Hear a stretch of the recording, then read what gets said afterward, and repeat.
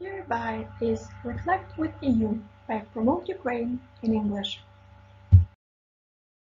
Hello everyone, thank you for joining us again at the Promote Ukraine Talks Reflect with EU. And today we want to present you a topic of online payments, which became extra hot with coronavirus knocking on our door, and therefore we would like to discuss what are the risks, what are the pros and cons, and whether European and Ukrainian societies can eventually become cashless. And I think one of the first questions that we would like to address is in general the Swedish situation probably, and that by 2023 the country aspires to become cashless, and I would like to ask my colleagues what they think on the topic. It's interesting because Sweden actually pops up second time in our discussions, which touched upon Sweden last time, and if you haven't seen this video, please do, because there me and Marta were arguing between trust between the power and the citizens, and we came to the conclusion that when citizens trust their governments, then they kind of keep the recommendations without being forced. So actually, it seems that the relations are quite mature, and in Sweden, cashless or online payments were now introduced and are very successful because there is trust. Citizens know that whatever transactions are, they are secure, they are protected. It's not done to impose anything, but to actually facilitate the being. But again, this is quite a unique case, and I'm very, very, very far from thinking that these can be easily done in other countries and in other circumstances, and moreover that it should be done. Are we going to less cash or cash less completely? As we go in further discussion of the topic, I want to emphasize that there is a certain fear that I can sense in a lot of people when they talk about cashless payments. And as a person who got education in finance, and I see simply opportunities in a cashless society, I would like to hear a little more maybe about what other fears and doubts you guys have about. I would like to hear the opportunities. I mean, you are very much for cashless, Yeah. and that's interesting to hear. What are your arguments, and why don't you fear anything when introducing the cashless payments? Well, I think because the only fears that I see are insecurity, and for me personally, I think that cashless payments are going to bring this security, and the more the societies are going to progress with the development of cashless payments, of online payment platforms, the more security is going to be developed, not only by governments and regulations, but also by businesses, making our life more secure, because simply the demand is going to grow and there's going to be supply appearing to meet this demand. And on the other hand, I think that cashless payments mostly are freedom, and we wouldn't be here if we wouldn't be able to transfer money, transfer currency. We wouldn't be able to support our relatives in Ukraine. Our relatives wouldn't be able to support us here because it makes transactions faster. Online payments make world more open. It gives us so much more opportunity to go wherever we want, to do whatever we want at any point of time without using an extra physical medium that carries value, which I think is a concept outdated by at least 100 years old. And of course, I'm not scared because as we were talking about Sweden, the main the pros of the country going cashless is that it fosters the relationship of trust. And I do want to trust, because if this trust will give me freedom to go traveling, not caring about my wallet or putting cash in my suitcase or hide You it. say that it fosters the trust. You mean that the trust comes after cashless? I mean, the first cashless society, then trust. Isn't the trust something that has to be on the forefront, that has to be a primary thing, and the cashless society the secondary thing, and not other way around? I think, of course, trust comes first, and it's not that cashless society, cashless payments will come right away, but as we're gonna, some percentage of society is gonna trust the government, and we're gonna see the development of digital technologies and online payments. We're also gonna start trusting more because there's simply gonna be more opportunities to secure our online payments, to secure our debit cards, to secure our bank accounts, and the trust will grow because simply the development of technology will reach the point where it's safe for everyone. So I think it's an ongoing process. I don't know if that makes sense. Yes and no. I mean, Sweden is in the forefront, as we said, and they arrived at this point because there was trust. But with other countries, we're slower, either because there is no trust that we talked about, or that, people are not kind of ready. So what happens next? Next, there is the situation, for instance, like now with coronavirus, whether if you haven't had trust and you didn't have enough pros, you didn't feel that it gives you advantages, opportunities, freedom, as you say, or independence, then you are actually somehow kind of pushed or coerced to give up on cash because you're told that money is dirty, and when you hand out money, they can carry viruses, bacteria, plus you approach people, which is also a violation of social distancing. Therefore, if you were not persuaded enough that this is good for you, then look, this is bad for you. Therefore, still you have to go on the other side just to avoid negative consequences. Well, in this situation, I think, first of all, cash does carry a lot of microbes. Even outside of coronavirus situation, I would rarely use cash or coins because can you imagine how many people touch them? That's gross. But second of all, it's not that we need to arrive to the trust 100%. I think that at some points there needs to be the government or businesses tell you that, oh, this might be better for you. Of course you have a choice of going to a different pharmacy where you'll be able to pay with cash, but nowadays we can't even get a new phone number or get a phone without having a bank account. So, but we are talking also about, you touched upon the freedom of choice, but this is being free, freedom. Freedom of choice belongs to these freedoms. So you also said now that you can choose to which pharmacy to go that accepts or doesn't accept. Isn't it good to have both this and this rather than just completely closing the possibility to have cash? Eradicating it, and then from freedom and independence, which you talked about previously, we're coming to a point of dependence. Everything depends on our possibility to make online payment. Okay, yes, there are today choices that this is mobile payment, this is online payment, this is POS, this is debit card, this is credit card. So today there are choices, but everything boils down to you having an access to your account. Don't you fear, or don't you, do you include a possibility that if this is cut, your possibility to have access to your account where you have all your money, you are dependent because you have no other options.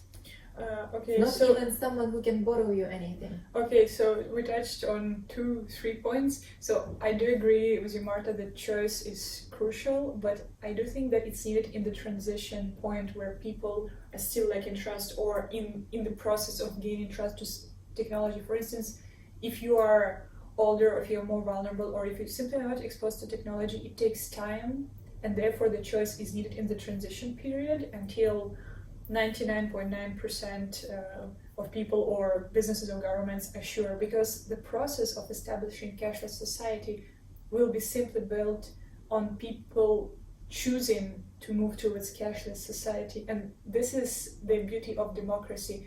But having this opportunity and pushing people a little to see this might be safer and convenient, also because it's cashless payments are going to eradicate the number of fraudulent transactions, the corruption, all the crime and dirty money. Simply pushing a little, but still giving a choice to give people room and space to adjust a little. I think it's smart, but in the end, the direction still we know how to go. And it might take years, but eventually, I think there are going to be much more mediums. And this is where I want to come to the dependence on one account, because I do believe that through years, we are just thinking about the opportunities or risks, but I can imagine already some startups all around the world, young entrepreneurs, already established businesses thinking about how to diversify these opportunities, these digital technologies, how to eradicate this risk, because businesses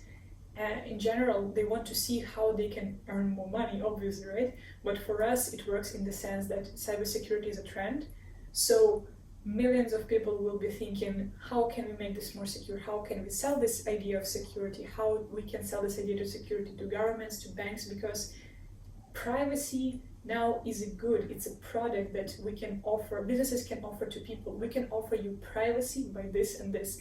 And of course, as now we pay for wallets for security of our money, maybe in 20 years, we're gonna pay for security and privacy of our bank accounts, for encryption in them. I don't know, I'm not a technology person, so excuse me for my slang. But I think that there are going to be so many more opportunities to diversify while we're in transition period, and they're going to be emerging every other year, because I believe in innovation and what's going to come next, and I have trust in people's creativity to come up with all types of solutions. So even if you have one bank account, you can simply open another one if you want to. That would be good if it was the case, but I think we live in a world where rich people become richer, poor people become poorer, so this gap is widening. And what you described, definitely there would be new technologies, new advancements, new instruments, and those who have a lot at stake, they can protect themselves better, they can protect their privacy better.